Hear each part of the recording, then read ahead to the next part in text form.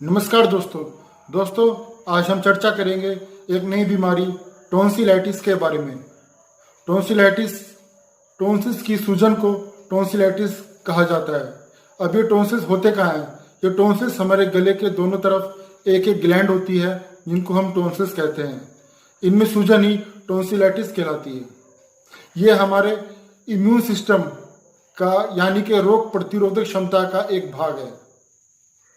इस टॉन्सिल्स में जब इन्फेक्शन हो जाए और सूजन आ जाए तो इसको हम टॉन्सिलाइटिस कहते हैं। अब ये टॉन्सिल्स का कार्य क्या है? जब हम कोई एयरबोर्न इन्फेक्शन नाक के थ्रू या गले के थ्रू, मुंह के थ्रू गले तक पहुंचता है तो ये टॉन्सिल्स उस इन्फेक्शन को श्वास नली में जाने से रोकते हैं। यही इस टॉन्सिल्स का सबसे बड़ा कार्य है। अब हम आते हैं इसके सिम्टम्स पर, यानी कि मरीज को टॉन्सिलाइटिस में क्या क्या परेशानी होती है। सबसे पहली चीज़ है, इसमें आपको फ्लू होगा, यानी कि जुकाम और छींकें आ सकती हैं। और इसके अलावा इसमें आपको यदि आप कुछ खाएंगे तो आपको निगलने में परेशानी हो सकती है, आपको बात करने में प्रॉब्लम हो सकती है। इसके अलावा आपको बुखार भी हो सकता है, आपके सांस में बदबू आ सकती है, क्योंकि ये एक गले का रोग है। और शरीर में ENT यानी कि ईयर, नोज, थ्रोट तीनों आपस में अंदरूनी जुड़े हुए हैं। तो ये इन्फेक्शन, जो गले का इन्फेक्शन है, वो नोज में पहुंचकर, नेजल कैविटी में पहुंचकर साइनोसाइटिस उत्पन्न कर सकता है।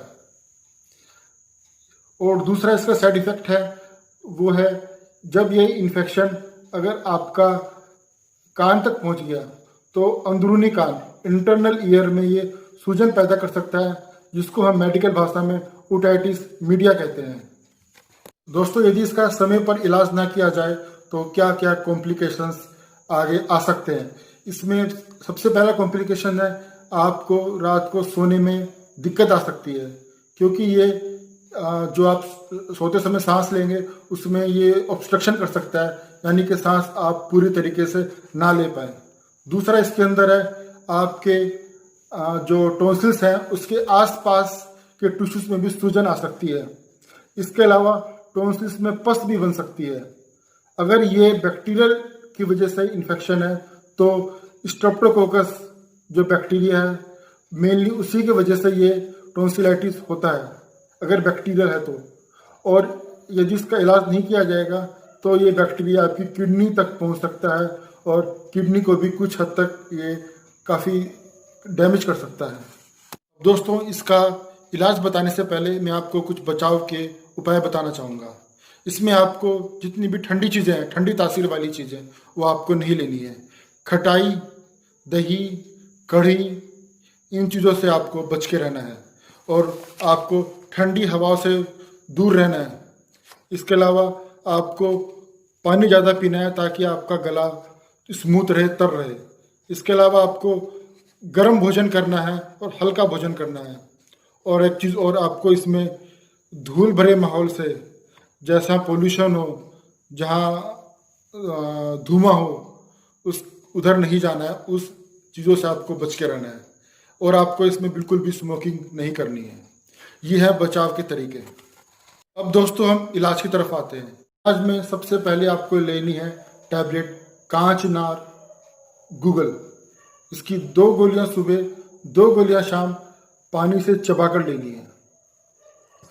दूसरी दवाई आती है इसके अंदर, मैं आपको 3 चूर्ण बता रहा हूँ, 3 में से आप कोई सा एक ले लीजिए शहद के साथ। या तो आप सीतोपलादी चूर्ण या तालिशादी चूर्ण या शरंग्यादी चूर्ण, इन तीनों में से जो भी इजीली अवेलेबल हो वो आप 1 चम्मच सुबह शाम शहद मिला करके लेना है। नेक्स्ट दवाई है पिपल्य आसव। इस दवाई के 2 ढक्कन, मतलब 10 ml दवाई और 10 ml पानी सुबह शाम मिला करके खाना खाने के बाद आपको लेना है। इसके अलावा अगली दवाई है, इनमें से कोई सी आप एक लीजिए, 1 गोली सुबह, 1 गोली शाम। वो है श्वास कुठार रस, कफ केतु रस या लक्ष्मी विलास रस। इन तीनों में से आप कोई सा भी ले सकते हैं। यदि ये प्रॉब्लम बच्चों के लिए है तो इसकी एक बहुत अच्छी दवाई मैं आपको बताता हूँ। आपको करीब आधा ग्राम टंकण भस्म को शहद में मिलाकर बच्चे को चटाना है सुबह शाम। इसके अलावा आप अपने पास अपने पॉकेट में खदिरादी वटी रख सकते हैं। आप दिन में 6-7 बार जब भी आपको टाइम मिले आप उसकी गोली चूसते रहिए। इसके अलावा एक दवाई आती है इंदुकांत कषाय। यह आपको थोड़ा सा मुश्किल से अवेलेबल होगी क्योंकि ये साउथ इंडियन फार्मेसीज ही बनाती हैं। साउथ इंडियन फार्मेसी जैसे दूध पापेश्वर या आर्य वैद्यशाला या आर्य वैद्य रत्नम यही बनाती हैं। इसको आप कैसे लेना है, 2-2 ढक्कन दिन में 3 बार। दोस्तों इन दवाई से आप बड़ी आसानी से अपने टॉन्सिलाइटिस को समाप्त कर सकते हैं। यदि आप किसी ईएनटी सर्जन के पास जाएंगे तो वो इसका आपको ऑपरेशन बताएगा। वो ऑपरेशन क्यों बताता है, क्योंकि यदि ये रोग पुराना हो गया तो टॉन्सिल्स का साइज बड़ा हो जाता है और वो दवाई लेने से नहीं घटता। तो डॉक्टर इसमें आपको ऑपरेशन के लिए ही बोलेंगे, पर जहाँ तक हो सके आप ऑपरेशन से बचिए क्योंकि ये इम्यून डिफेंस का एक पार्ट है। यदि आप एक बार इसको निकलवा लेंगे तो आपको दूसरी भी कहीं प्रॉब्लम हो सकती है। यदि आपको ये वीडियो अच्छा लगा होगा तो प्लीज़ शेयर कीजिए, सब्सक्राइब कीजिए, कमेंट्स कीजिए और लाइक कीजिए। थैंक यू, धन्यवाद।